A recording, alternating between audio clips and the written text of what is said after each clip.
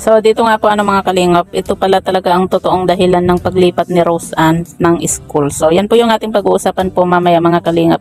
Pero bago po natin ipagpatuloy ang video ito, sa mga bago pa lang po sa aking munting channel, wag po natin kalimutang suportahan ng ama ng kalingap, Kuya Val Santos Matubang at Kalingap Rab.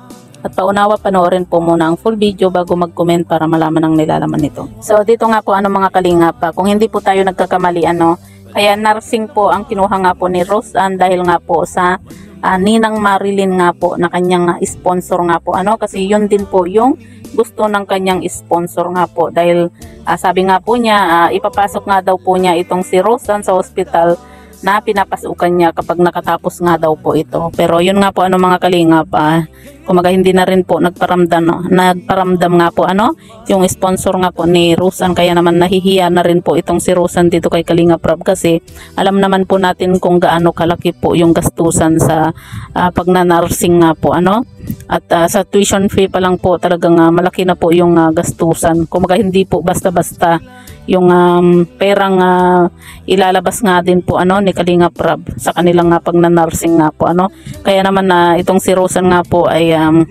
nagpalit na lang din po ng kurso gaya nan din po ng sinasabi nga po ni Kalingap Rab na kung ano po yung talagang gusto niyang kunin ay yun po yung kunin niya kung ano po yung nasa puso nga po niya kasi mahirap naman po na kung kailan na nakapag first sem na siya saka pa lang po magbago yung kanyang isip nga po kaya nga po mga kalingap dapat sa mga beneficiary po ni Kalingap Rab ay kailangan din po nilang kumbaga tipirin yung mga perang ibinibigay po ng mga sponsor. Kumbaga kailangan din po nilang mag-ipon hanggat may nagbibigay po ng mga sponsor nga po sa kanila kasi katulad na lang po niyan kumbaga yung sponsor nga po ni Rose Ann sinabi nga po niya na tutulungan niya itong si Rose Ann sa kanyang pag-aaral, pero yun nga po na stop dahil nga po syempre hindi na rin po nagpaparamdam nga po.